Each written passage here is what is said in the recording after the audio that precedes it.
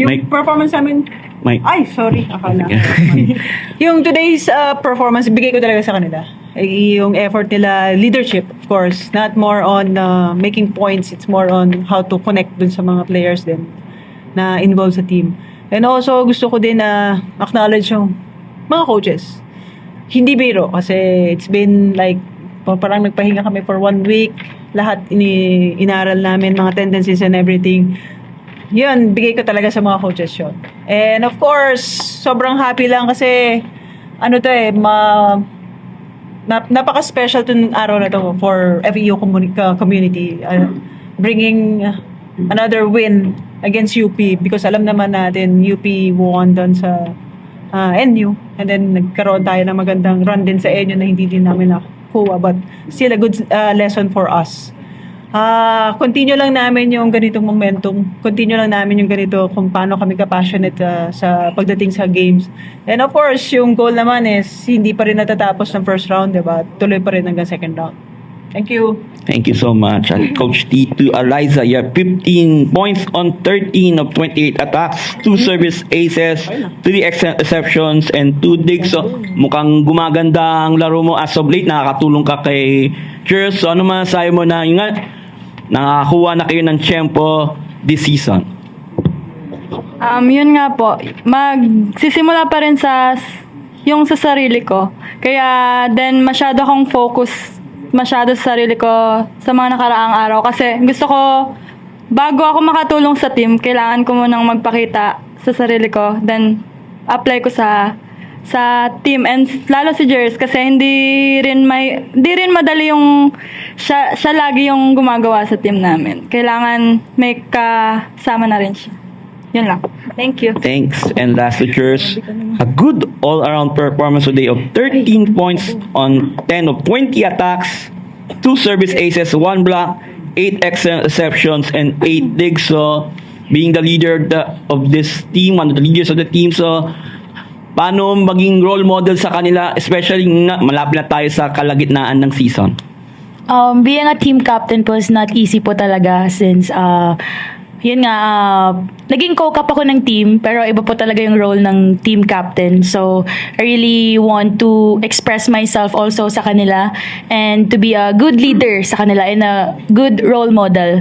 And pinapakita ko po yun sa una po talagang sa sarili. Pinapakita ko yun sa sarili kung paano ako mag-perform. And yun po, susunod na po ang lahat. Susunod na po yung team and maging confident lang ako sa mga lahat ng ginagalaw ko. Yun na po. Thank you, Jers. Okay, the floor is open for question.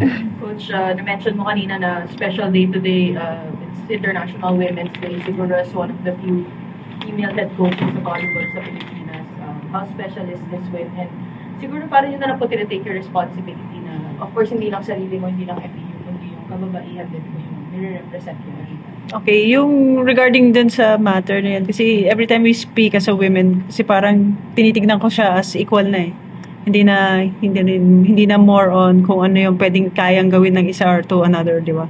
But this time is more on kung paano natin may influence yung ibang tao with the way we work, with the way we play, with the way we coach, di ba? Transparency always comes in. And also yung maging ma-inspire din namin yung iba na to be like me, na magkaroon ng ganitong team. I'm very thankful with FEU community also, pagtanggap din sa akin. But still, di ba, parang again with Coach Reg and yung malaking factor din kasi sa amin sa women's volleyball, especially yung mga national team players na nag-represent before na hindi sila nagkaroon ng pagkakataon this time na ma-continue yung passion nila with sports. But I'm very lucky na, hindi man lucky pero siguro pinagtrabaho kong maigi. It's more on kung paano natin i-drive. Yung very driven ako siguro doon and passionate doon about the sport ito because mahal ko to di ba? And giving them the influence, yun lang, trabaho lang. Mas maganda, mas maraming panalo para maka-influence. Thank you. Coach, about naman po sa win itself. Last night, you turned around yung sa Akari naman, 3 straight wins. So today, 3 straight wins din with FEU. Okay. Parang, even though you're already a veteran coach, parang talk us lang po yung mental challenge din. Turning around the team's fate Kasi po doing it with one team is hard enough, let alone two teams and within 24 hours doing it once. Actually, team effort. Lahat, especially with the coaches. I delegate lahat ng mga responsibilities. Hindi ko kaya lahat eh. Hindi ko kayang i-shoulder yung responsibility na yun. But still, hindi ko pwedeng iwan yung mga coaches na ako lang yung nagtitake ng credit. Kaya I always say, I have a good team with the coaches I have right now sa Akari din also. I mean, a blessing yon for me na maka-work together with one system na nag-agree lahat. And then, yung openness kasi, very yun nga, transparent. May mga times na hindi ko alam nila. So, I have to listen, of course. Hindi ko pwedeng invalidate yung mga sinasabi nila because nasa team sila. So, yun lang. Malaking respeto ko sa mga coaches na kasama ko and sa lahat ng wins namin, even in Akari, even in FEU, sila talaga nagmamatter, no? Not just me. Thank you. Years, nasabi mo nga, mahirap maging captain and medyo lumabas din siya sa performances mo ng first few games nyo. Siguro, paano lang yung naging adjustment sa new role? Yun nga po, dinadahan-dahan ko po yung process kasi nga po, since madami po akong naiisip, ganun, since malaki na po yung inahandle ko, like the team itself na, dinadahan-dahan ko po yun, proseso lang po, and tiwala po sa sarili na kayang-kaya ko po yun. Happy weekend! Hindi pa ba? Kasi parang... Next weekend, dahil na kayo, for For 2 years. 3-game winning streak, then you're gonna face UST, traditional rival nyo forever sa volleyball. Your thoughts about UST? What can you say sa game nyo sa UST? Kami against UST, balik ko lang ulit kami. Pahinga. Very important for us to remain yung namin, yung mental state. Even na kami 4-2 yung standing namin, kailangan ulit namin bumaba as in 0-0. So, take a good rest, yun lang. Have a nice meal. Then, balik kami Tuesday.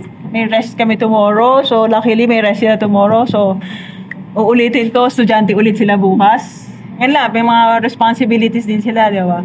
But, yung game namin with UST, it's more on tactical. Tactical yung gagamitin namin. Basically, doon sa mga nakikita namin na games with UST, ayaw namin i-underestimate ang UST, of course. Diba? But same rivalry ng time ko, syempre, pride pa rin. Yeah, speaking of that, kasi syempre, di ba may mga times during yung FEU UST Women's Volleyball Rivalry, may times na di maganda ang taon ng FEU, tapos maganda yung taon ng UST, and then vice versa. So, how you deal this? Kasi syempre, yung, when it comes sa volleyball, unang isipin taon, FEU UST. What can you say? Malaking bagay sa amin na makabalik kami sa finals yung FEU UST na rivalry. Pero sa ngayon kasi iba yung trend, 'di ba? Parang iba din yung nangyayari ngayon na sa sport natin, nag-evolve siya. So meaning to say, kailangan pa namin mag-catch up with NU, kailangan namin mag-catch up with Lasal, or also with UST bago namin makuha. But again, uulitin ko, focus muna kami sa sarili namin.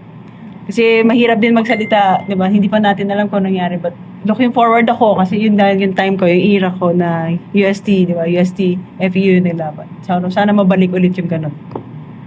Right. On that note, congratulations to the players and Coach Steve. Stay healthy and we appreciate you so much. And